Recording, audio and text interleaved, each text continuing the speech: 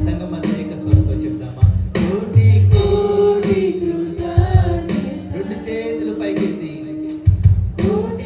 నెలంతా కాచి కాపాడుతున్నందుకు కృతజ్ఞతలు దేవా. కోటి